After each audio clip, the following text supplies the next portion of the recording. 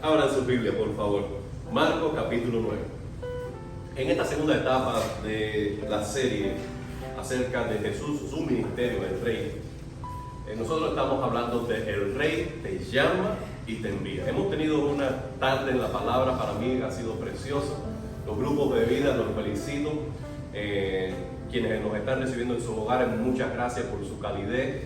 Siempre la pasamos muy bien en cualquiera de las casas que estoy.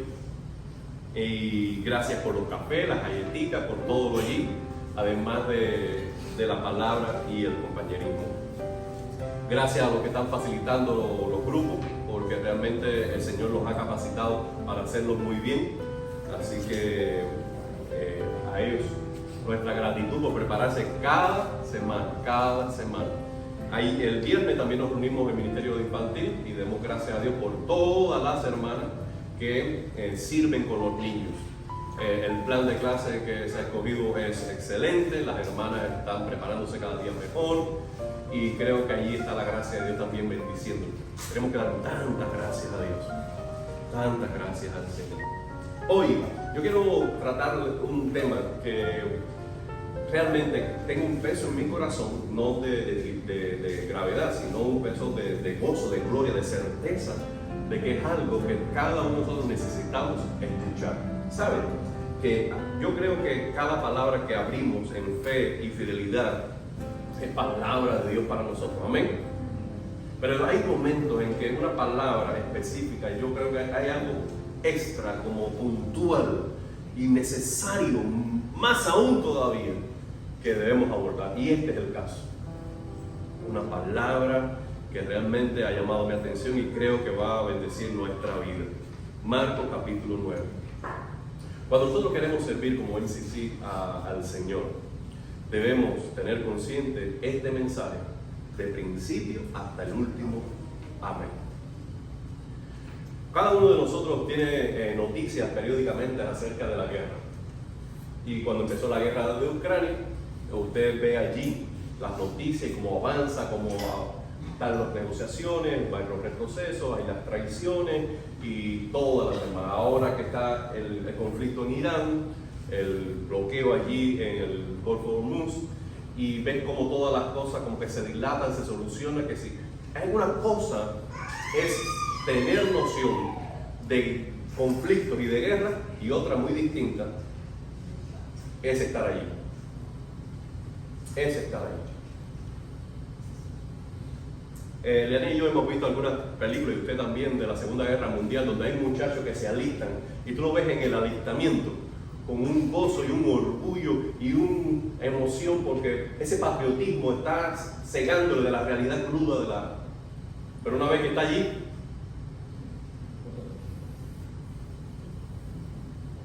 es otra la circunstancia. Hagamos un ejercicio de imaginación. Supongamos que usted sabe de las noticias de la guerra, usted se alista como una soldada, como un soldado para la guerra, ya sea telecomunicaciones o enfermera o un soldado, a primera fila. Usted se monta en el avión y va volando en dirección al conflicto. Usted escucha al piloto que de pronto le dice: estamos sobrevolando territorio enemigo. Y lo próximo que usted escucha es un bombazo, un hueco en el avión, y tiene que abrir el paracaídas y todos nos lanzamos, cada uno por su suerte. Cuando usted llega en medio de la noche al territorio, tú no sabes dónde está, tú no sabes quién está al lado, tú sabes que está en territorio enemigo,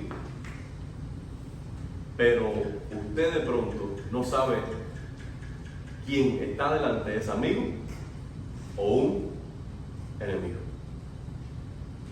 Cuando usted está ahí en territorio enemigo, la perspectiva de todo cambia.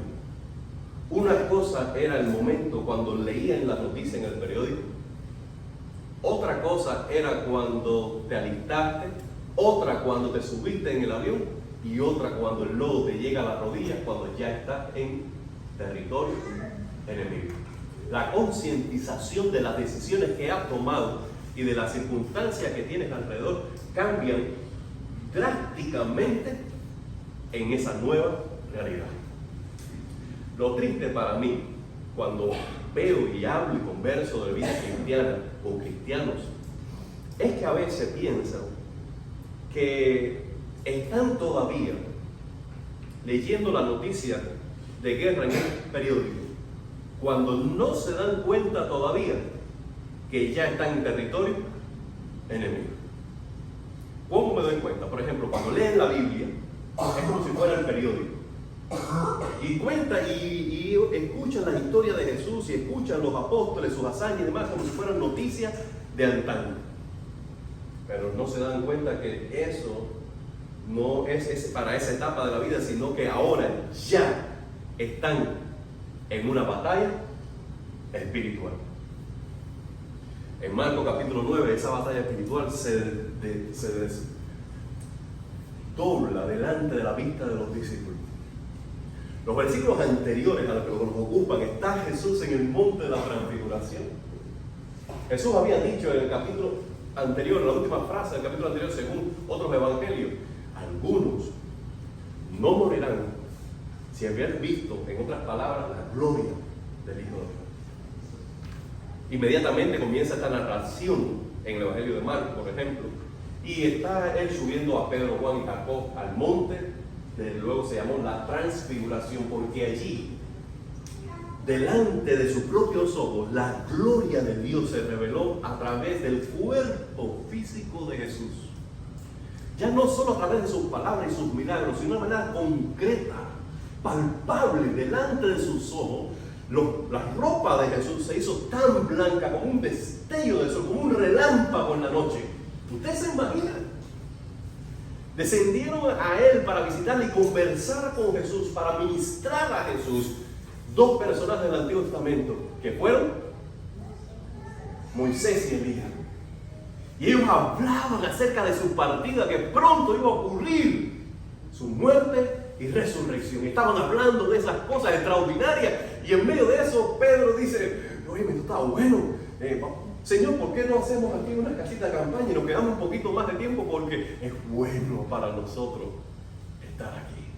Y mientras decía eso, una nube descendió del cielo y cubrió todo el escenario, y escucharon una voz potente, la voz del Padre, que decía: este es mi Hijo amado. Por segunda vez, luego de su bautismo, este es mi Hijo amado, el cual tengo complacencia. A Él oigan. Luego, en un instante, en un abrir y cerrar de ojos, antes que ellos pudieran reaccionar, todo volvió a esa realidad natural delante de sus ojos. Jesús simplemente, solamente estaba allí. No había voz potente, no había nube, no había Elías ni Moisés, no había resplandor en la ropa, sino que todo volvió a esa normalidad de la vida natural. Y Jesús les dijo de manera sencilla y humilde: no le digan a nadie lo que han visto hasta el momento adecuado, en que el Hijo del Hombre muera y resucite. Ellos no entendían nada. Pero allí al menos podemos recordar esto: delante de sus propios ojos se abrió el mundo espiritual de la gloria de Dios. Aunque la ropa de Jesús ya no tenía el mismo brillo, él seguía siendo igual de glorioso. Aunque no había voz en medio de la nube, la voz de Dios y la voluntad de Dios estaba expresa en los corazones. Debemos escuchar a Jesús. Amado hermano, delante de nosotros en la vida cristiana está esta realidad. Hay mucho más allá de lo que podemos percibir a través de nuestros ojos naturales.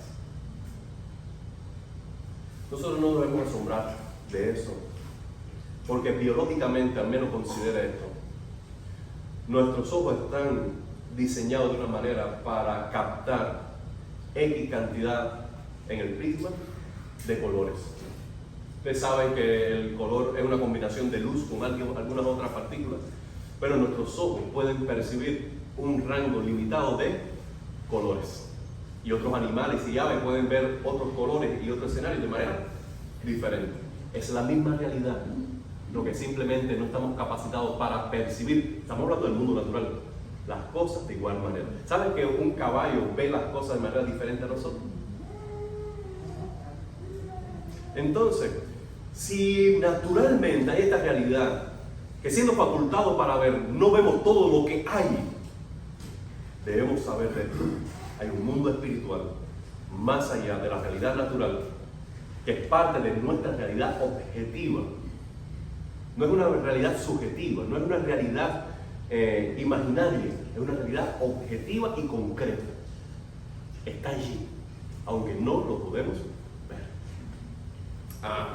Pero como mismo hay esta realidad de la gloria de Dios, ángeles, profetas, Elías, y también una realidad del mundo espiritual de maldad. Descendiendo entonces al pie del monte, no había llegado aún cuando vio la multitud, y entonces vino un señor y le dijo: Señor Jesús, mira a mi hijo, lo he traído a tus discípulos, pero nada pudieron hacer. Jesús entonces hace este reclamo que debemos tenerlo como una guía para interpretar el resto del pasaje. Oh generación, ¿qué dice ahí tu Biblia? Incrédula. ¿Hasta cuándo he de estar con vosotros? ¿Hasta cuándo os he de soportar? Quedémonos con solamente esta exclamación al menos, por favor. Oh generación incrédula. El Señor lo que estaba asombrado era por la necesidad de fe ausente en el corazón de todos los presentes. Oh generación incrédula. Por tanto, de allí en adelante debemos tener claro que el centro de la historia no es demonio, no es sanidad, no es liberación, no es otra cosa que la necesidad que tenemos todos de ejercer fe en medio de la realidad espiritual que nos envuelve, para proyectarnos como discípulos de Jesús de una manera eficaz en el mundo que está bajo la potestad del enemigo. Se requiere. Por tanto, mi exhortación recurrente en estas 6 verdades será esta. Primero, cree, porque nada le importa más a Jesús que tu fe. Nada le importa a Jesús más que tu fe. Cree. Fíjense, amados hermanos, allí había un problema, allí había una necesidad de instrucción para los discípulos. Allí había un muchacho endemoniado, que lo abordaremos en breve. Allí había personas hostiles a Cristo. Habían diferentes escenarios delante de sus ojos. Sin embargo, lo que él está abordando es la necesidad de fe. Porque lo que más le importa a él es la confianza que podemos tener en él. Y es nuestra responsabilidad, a la luz de la revelación de Cristo, de sus palabras, de su carácter, de sus obras, es nuestra responsabilidad ejercer confianza en Él. Jesús está poniendo este fundamento para nuestra vida. La fe es lo que nos permite, amado hermano, poder accesar al mundo espiritual, viéndolo invisible como una realidad visible, para conducirnos en el mundo natural de una manera eficaz y de una manera digna, como agrada al Señor. Nosotros como iglesia pudiéramos tener muchas actividades y no necesariamente fe. Podemos orar mucho y no tener fe. Podemos tener ministerios según las edades y no tener fe. Podemos predicar y no tener fe. Y nada de lo que logremos hacer, decir y tener tiene valor alguno, ni agrada a Dios, si no ejercemos en ello un grado de fe y de confianza en Él. Así es de valiosa la confianza en el Señor. Tú puedes decir: no, a mí me gusta leer la Biblia, no, yo oro, no, yo no falto un domingo. A mí lo que me cuesta trabajo es, a veces cuando vienen las pruebas, creer. Bueno, todo hermano, has perdido lo esencial de la vida cristiana. No, es que cuando me dicen estos argumentos y estos razonamientos, en realidad mi fe se tambalea. Bueno, es allí donde debes enfocarte en fortalecer la fe, porque la fe es esencial, porque sin fe no se puede agradar a Dios. Un problema de fe es un diagnóstico grave para un cristiano, porque la incredulidad es un obstáculo insuperable aún por Dios en su soberanía. Dios ha determinado soberanamente tratar con el hombre en una respuesta de fe y de confianza en Él. De tal manera amó Dios al mundo que ha dado a su único Hijo Jesucristo, para que todo aquel que en Él cree no se pierda, mas tenga vida eterna. Dios nos ama. Dios da la oferta de perdón. Dios paga por nuestro perdón. Lo que Dios no va a hacer es perdonarnos a pesar de nuestra incredulidad. Porque lo único que nos ha pedido no es pagar ni hacer nada, sino ejercer confianza en el Hijo. Fe en Jesús. Por tanto, ese es el diagnóstico así, diametral. Es el rayo X al alma que hace Jesús. Y Él dice, esta gente no tiene problema ni de demonios, ni de ángeles, no tiene problema de ley, ni de doctrina. Esta gente lo que tiene es un problema de ausencia de fe. Y apunta al corazón. Es un problema del corazón lo que esta gente tiene, que hay que resolver. Segundo, cree. ¿Por qué? Porque la batalla es real. Tú puedes hacer en YouTube o en Google o en cualquiera de las redes sociales un filtro donde tú dices, no me enseñes noticias acerca de, y bloquear, y empezar a bloquear, ¿no es verdad? Y no te llega. Pero que tú estés bloqueando la información acerca del conflicto en Irán no anula el conflicto que está allí. No, es que nosotros somos bautistas y yo me siento incómodo cuando hablo de este tema. Bueno, déjame decirte algo. La batalla es real. No es que no me gusta, es que la Biblia es tan grande, hay tantos temas. Sí, este es uno de los temas que debes saber, porque la batalla es real. Bueno, es que yo no conozco nada de eso y me siento inseguro cuando abordamos ese tema porque no tengo una opinión. Bueno, con más razón debes instruirte, porque la batalla es real. Tráigame al muchacho, dice Jesús. Y mientras traían al muchacho, el demonio tomó al muchacho. Una posesión total, una anulación de la personalidad, tanto su intelecto como sus emociones, como su voluntad, como su soma, como su cuerpo, estaba bajo el dominio del diablo, y él estaba ausente de ejercer autonomía sobre su ser, porque estaba poseído y dominado por el diablo. Un demonio, varios de ellos, no sé, lo tomó y lo tumbó. Jesús le dice, ¿desde cuándo está así? No, desde que es un muchacho, y describe más las cosas que hablaremos luego. Muchas veces lo echan en el fuego y en el agua para matarle. En mi temprano ministerio en Caibarín había una muchacha que, mientras el pastor Adrián, que ahora está en Betel, predicaba un mensaje cristocéntrico lleno del Espíritu Santo, aquella muchacha manifestó posesión demoníaca que para nosotros era, lo ignorábamos, que era el caso. Aquella muchacha cambió la voz, comenzó a romperse la ropa y daba gritos espeluznantes, como si fuera una película de Halloween. Se llevó hacia un cuarto, a todos nos tomó de sorpresa, y allí entonces comenzó a orar por ella. Alguien en la congregación, que nadie se lo pidió, pero siempre hay algunos que se prestan, llamó una ambulancia, llegó la ambulancia, se armó un show. Era algo espiritual que no se podía discernir, y esa manifestación vino para una interrupción del mensaje cristocéntrico, para llamar la atención sobre algo que no es lo más importante. Ahí se acabó el culto, yo creo. Se acabó la adoración y empezamos a aprender algunas cosas. Luego un martes estaba reunido, porque pertenecía a una misión fuera de la ciudad. Estaba reunido allí y comenzó a manifestarse nuevamente. Nos llaman a nosotros en el culto de oración. Y nosotros terminamos el tiempo de oración y vamos allá.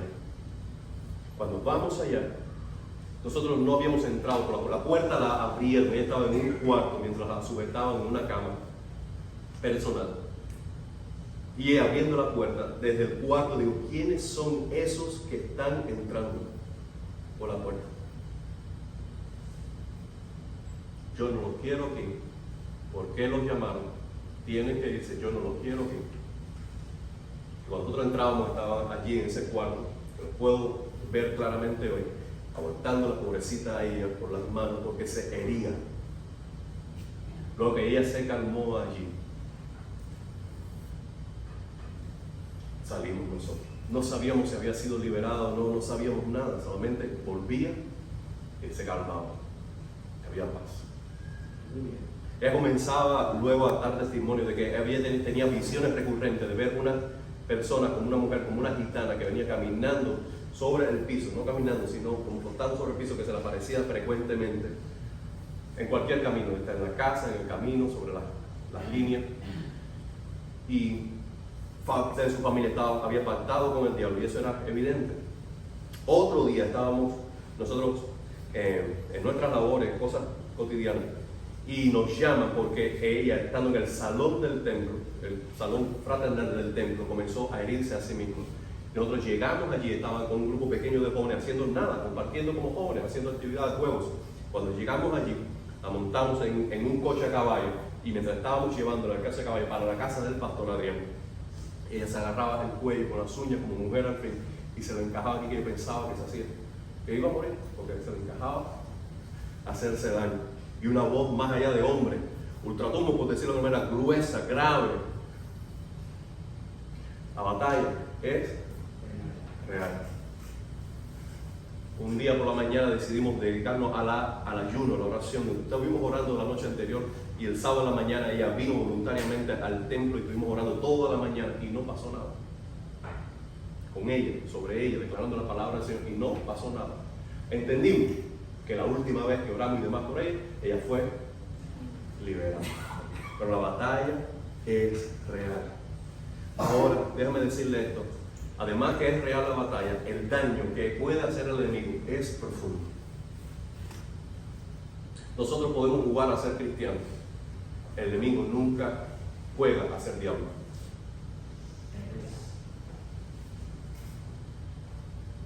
El daño es profundo. Mira lo que dice el versículo 20 al 22.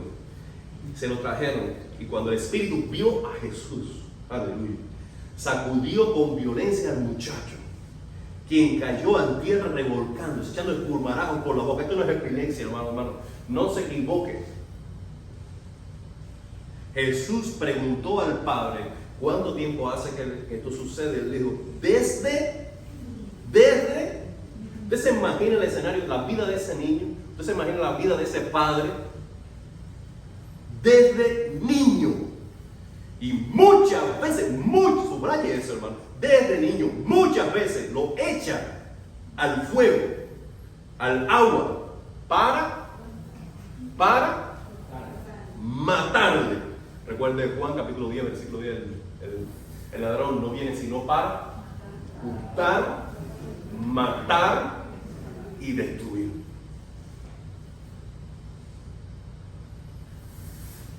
Pero si puedes hacer algo, ten misericordia de nosotros, ayúdanos. El daño es profundo, hermano. El diablo había obrado sobre este joven ahora desde niño. Su daño sobre su persona, sobre su familia era prolongado, arraigado, devastador, mortal. Él llevaba en su propio cuerpo seguro cicatrices de los años de quemaduras, de heridas, de desgarramiento, porque no había conseguido quitarle la vida al demonio que habitaba en él. Pero en su propio cuerpo llevaba las cicatrices de una vida atormentada por el enemigo. ¡Qué impotencia! ¡Qué desesperanza! ¡Qué dolor en la vida de un padre! que no puede hacer nada por su hijo. Ni los desvelos, ni el esfuerzo, ni el salario, ni los médicos, ni la política, ni la economía pueden solucionar ese problema que procede del mundo espiritual. Tú y yo estamos en igual condición que ese padre, salvo alguna diferencia importante, pero hasta ahora debemos reconocer que ante el mundo espiritual nada puede obrar para prevalecer humanamente. En el rango de poder debes saber esto: está Dios, su Hijo Cristo y el Espíritu Santo. Luego no está la iglesia. Luego está Satanás y el mundo espiritual. Humanamente, como hombres, como mujeres, no podemos hacer nada. El daño es irreversible. Entonces, allí es donde nace la esperanza de aquel hombre de venir a Jesús. Yo no puedo, pero yo sé quién puede. Señor, si puedes, ten misericordia de nosotros, ayúdanos. Ese era un clamor, era un ruego, era un destello de esperanza que amanecía sobre aquella noche de tormento, de años sufrido por un hijo que no podía sanar, salvar ni liberar. Pero allí estaba Jesús, allí estaba su oportunidad, y vino a Cristo. Jesús dijo, si puedo. No se trata de si yo puedo, se trata de que si tú crees que yo puedo. Porque de poder puedo hacerlo todo, pero yo necesito algo. ¿Tú crees que yo puedo hacer algo? ¿Tú crees? Porque al que cree, todo le es posible. ¿Qué significa esa fe? Esa es una fe razonable. ¿Por qué digo razonable? ¿Por qué? Porque esa fe no viene del sentimiento, no viene de las entrañas, sino viene del razonar que Jesús dice la verdad. Y tú tienes que creer en su palabra. La fe descansa no en el vacío del optimismo de una esperanza blanca, sino que descansa sobre el fundamento firme de la palabra de Jesús. Y tienes que creer que lo que Él dice es verdad. Cuando tú crees que lo que Él dice es verdad, allí comienza a ejercer una fe bíblica, una fe auténtica, una fe entonces que te abre las puertas al mundo espiritual. Para que entonces esa fe razonable no sea simplemente una fe de confianza y que tú pienses que Dios está obligado a hacer lo que tú quieres, porque simplemente tienes fe. La fe no obliga a Dios a hacer nada. Tiene que ser una fe bíblica, una fe razonable, porque tienes que creer en su palabra, que su palabra es verdad, que su palabra es lo mejor y que su voluntad es digna de confiar en ella. Además de eso, ya dije la palabra digno, tú debes creer que Jesús es digno de confianza. Por eso digo que es una fe razonable. Debes decir, si Él es todopoderoso, si Él es bueno y me ama, si Él es fiel y siempre cumple lo que promete, si Él es digno entonces de creer en Él, de confiar en Él. Por eso esa fe razonable tiene que estar informada por las Escrituras. La fe viene por el oír y el oír por la palabra de Dios. ¿Quieres crecer en fe? Tienes que crecer en el conocimiento de la palabra del Señor. La palabra del Señor es tanto el objeto de nuestra fe como el combustible de ella. Además, esa fe es una fe personal y libre. Jesús le devuelve la pelota al hombre y le dice que si yo puedo, yo puedo. La cuestión es que si tú crees. El hombre es responsable de, a la luz de la revelación del carácter, de la palabra, de la manifestación de la gracia de Dios es responsable de responder en un acto de confianza a esa iniciativa divina. Es libre esa fe. Es personal, es tu fe. La fe de mi mamá no me va a ayudar, salvo por un testimonio. Yo necesito ejercer mi fe personal en Cristo. A la luz de esto, ustedes recuerden siempre a aquellos hombres en el libro de los Hechos que dicen: no, yo te echo fuera por el Cristo que predica Pablo. A Pablo conozco, a Cristo también, pero... Y salieron desnudos del escenario. ¿Ustedes se imaginan qué escándalo? Queda en ridículo aquel que pide fe prestada para batallar sus batallas personales. Y además es una fe confesa. La fe por su naturaleza se confiesa. No que hay poder en la confesión positiva, que tú declaras y se hace. No estamos hablando de eso. Lo que estoy hablando es que la fe por su propia naturaleza se confiesa. Quien cree, lo dice. Quien cree, lo habla, lo declara, lo alaba, lo adora, lo articula, se expresa. Por eso el hombre aquel dijo: Señor, mira, la verdad es esta. Yo creo.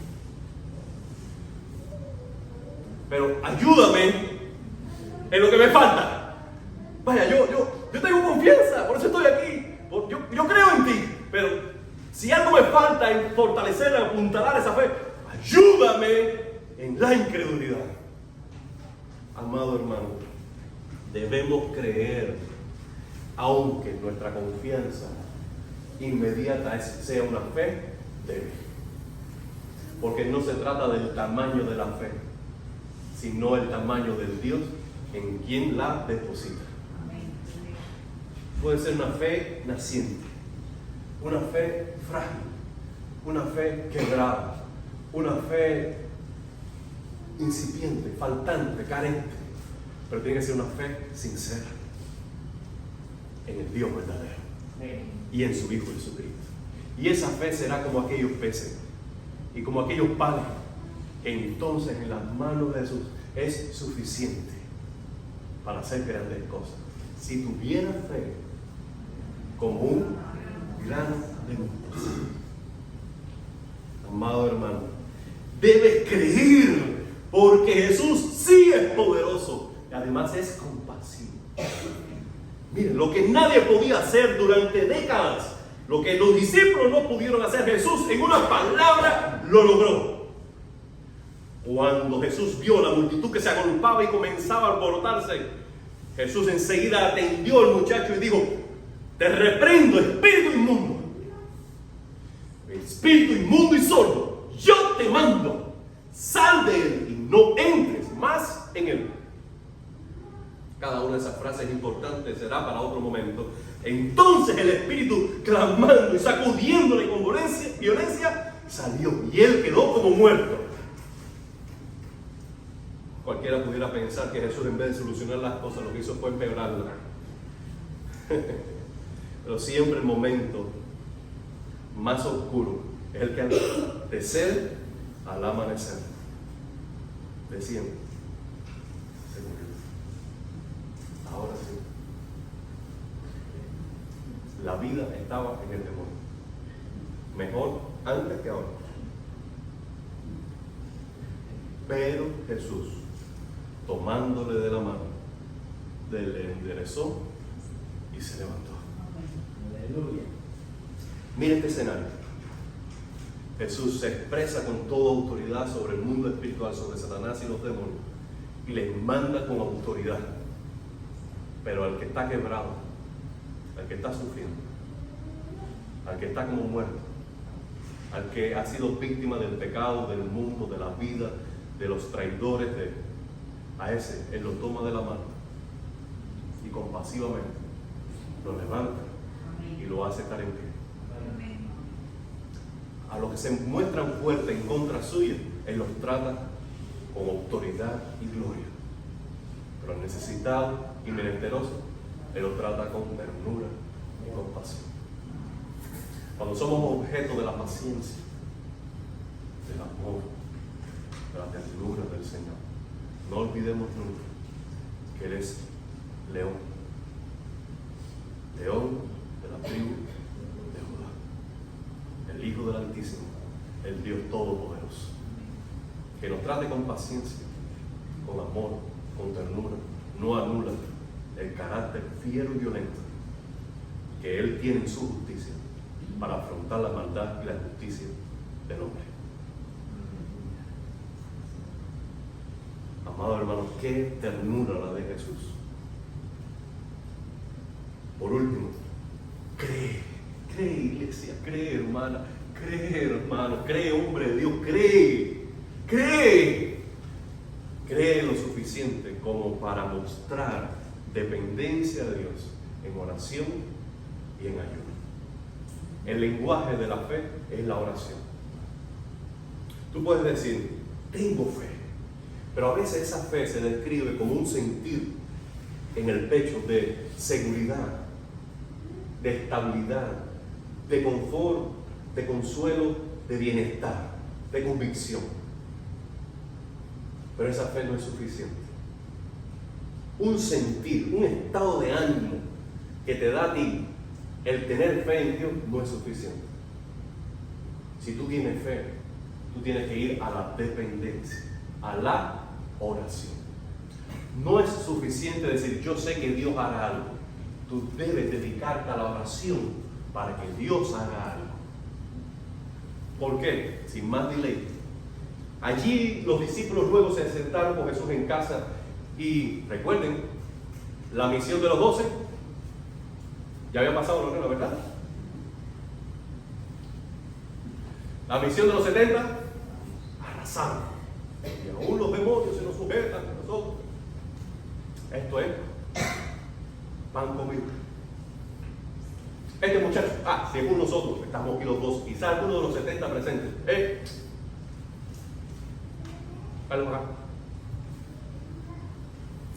nada de aquello y nada de lo otro. Señor, ¿por qué? ¿Por qué? ¿Por qué? No pudimos. Es que tú no entiendes. Es que tú nunca has podido. Tú nunca has podido.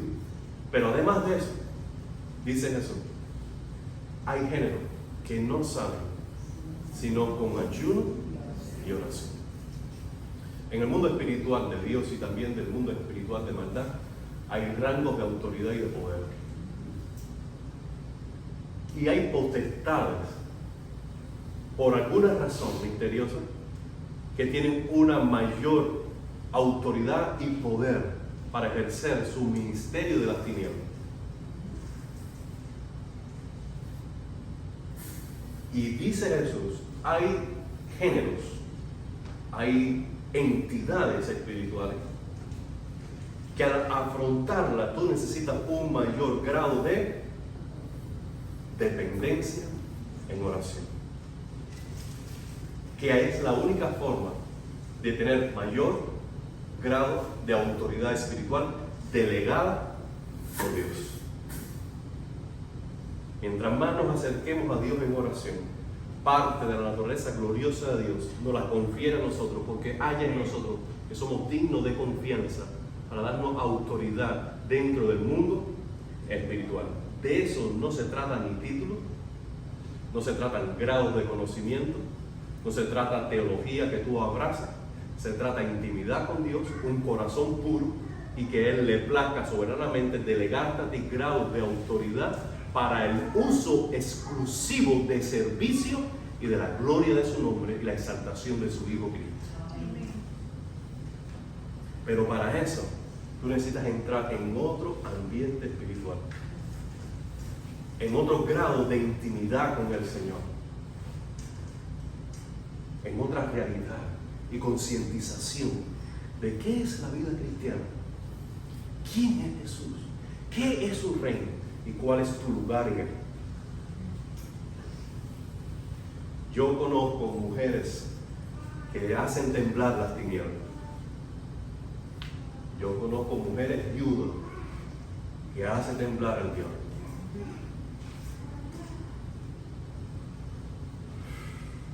Como mismo conozco fanfarrones de cuello y corbata que no pueden intimidar a nadie en el mundo espiritual. Porque ellos creen, según su teología ortodoxa, que eso es para otra etapa y para otra gente. A ese el diablo lo coge y no sabe de dónde vienen los golpes. Yo tengo un libro, para que sepa, para que vean que no estamos a tiempo de decirlo. También, tú lees a veces libros de gente con grado de teológico, Kistemarker y Hendrickson, que es uno de los Nuevos Testamentos que a veces yo consulto. Cuando voy a leer este pasaje y pasaje de Marcos 16, como ellos vienen de una cultura europea donde a veces el acercamiento a estas realidades espirituales no es tan palpable como en el Caribe y en África y en otras regiones de Asia, ellos piensan entonces interpretar las escrituras a la luz de su contexto postmoderno. Y ellos hacen eisegesis, es decir, si en mi realidad yo no he visto esto, yo no he practicado esto, yo en estos 60 años no he sido expuesto a ninguna de estas experiencias, entonces debo interpretar las escrituras a la luz de... Y allí hacen su teología y su doctorado y posgrado, cuando en realidad debes ir a las escrituras y entonces que las escrituras interpreten tu contexto y tu experiencia. ¿Me siguen? Amado hermano, Dios te está llamando a ti a entrar más en oración, a separar una mañana entera, un día del mes, a vigilar una noche hasta las 3 de la mañana, a dedicar un día entero o un fin de semana de retiro, de vacaciones, para buscar a Dios en oración. Dios nos llama a nosotros. Cuando nosotros respondemos a esta iniciativa divina de dedicarnos a la oración, comienzan a suceder cosas extraordinarias en nuestras vidas y servicio al Señor. Ayer, antes de leer ya la conclusión, le compartía, fuimos a predicar el Evangelio en Tropical Park. Y ahí estaba Brian, estaba Lorena, Justin y yo. Yo pude predicar el Evangelio a varias personas, igual que ellos, pero una persona, un matrimonio de mexicanos. Él estaba haciendo un barbecue y tenía a su niño allí lisito y la señora poniendo unos globos distantes en un árbol. Yo le hablo del Evangelio a él, él me escucha y yo digo, si quieres que siga haciendo tu barbecue, yo te voy a hablar del Evangelio. Yo digo, sí, habla. Y él le hablé y le dije, por favor, ¿puedo hablar con la señora? Sí, puedo hablar con la señora. Fui allá, le hablé a la señora. Y cuando voy a acercarme a hablar con la señora, le dice, qué bueno que le hablaste a él, porque él está rebelde. Yo quiero ir a la iglesia, quiero llevarlo. Yo he ido a tal iglesia en la pequeña Habana, pero me cuesta trabajo, una lucha tremenda. Entonces yo le dije, mira, te voy a dar un avance de lo que voy a predicar mañana. Y le di este avance de este pasaje en 3 oraciones. Y le dije, tú lo que necesitas es orar. Hay cosas que hay que resolverlas en el ambiente espiritual, en oración, para que luego se concreten en la vida de uno. Y entonces, ella me dijo, ¿sabe lo que me pasa? Yo he dejado de orar. ¿Y cómo hacer? Sí, yo he dejado de orar porque cada vez que oro y cierro mis ojos, lo que viene a mi vista, como si fuera un sueño, como si fuera una realidad, y son rostros de demonios que son, pero son, dice, como personas muertas, rostros feos que no me dejan orar. Y por miedo de esa experiencia he dejado de orar.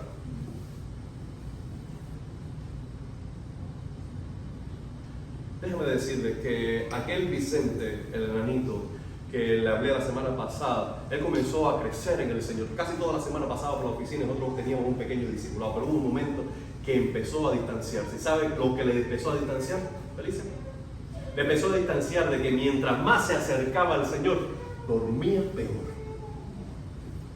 Porque las noches, de manera física, palpable, sentía la opresión del diablo, de los demonios mucho, en casa y sobre su cuerpo, y lo atemorizaba mientras más se acercaba a Dios. Y la opresión, usando el temor, ahogó la fe. Y le fue peor. Ya dormía mejor, pero volvió a toda su vida de pecado y de tristeza y de maldiciones, que no sé si el Señor luego le rescató plenamente, porque no supe más de él. Pero fue el temor de las experiencias opresivas del diablo lo que ahogaba la vida espiritual. ¿Sí? Sí. Hay personas que tienen más lucha cuando vienen a Cristo. Hay personas que duermen peor cuando vienen a Cristo. Hay personas que viven más en conflicto cuando vienen a Cristo. Pero esa batalla hay que librarla. O tú peleas por tu libertad o vives tranquilo como esclavo. Es como el pueblo de Israel que dice, nosotros teníamos ajo, aquella soya, regresemos a Egipto. Sí, regresas a Egipto, eres esclavo. Tú tienes que pelear por tu libertad espiritual, pelear por tu liberación espiritual, pelear por tu familia. Sí, habrá conflictos, sí, pero tienes que resistir al diablo y huirá de nosotros. Y a él se le resiste firme en la fe. Escucha esto, amado hermano.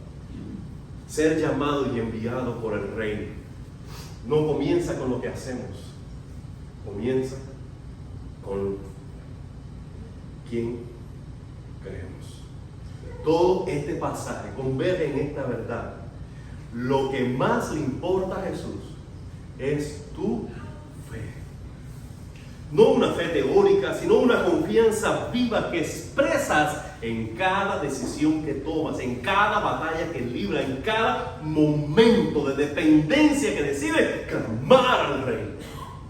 Jesús confronta tu incredulidad, confronta mi incredulidad, pero honra una fe, aunque sea parcial e imperfecta, y enseña que la victoria espiritual no nace en tu esfuerzo, en tu firme voluntad, en tu dedicación, sino en tu grado de dependencia, mientras te rindes a Dios en oración. Sin fe no hay victoria. Con fe se abren todos los caminos de parte de Dios para ministrar gracia, sabiduría y poder en tu vida. Hoy el llamado es clave. Es claro, urgente. Es solo esto, sencillo. Créele a Dios. Créele. Cree lo suficiente como para abandonar tu autosuficiencia, para vivir en oración dependiente, constante, orar sin cesar, para avanzar sin tener todas las respuestas, pero aún así seguir creyendo. Dios nos llama a ministrar a la gente, a entrar en territorios enemigos, bajo el peso de las tinieblas, encadenados por el pecado, pero allí vamos, no en nuestra fuerza, sino en la suya. Creyendo de que Él es suficiente para suplir toda carencia mía y aún así ministrar victoria a los que están muertos en pecado y en delitos. Al final, Él va a transformar vidas a través de su poder y su gracia. Él va a sanar, Él va a liberar, Él va a hacer su obra. La pregunta es, si tú quieres ser parte de ello.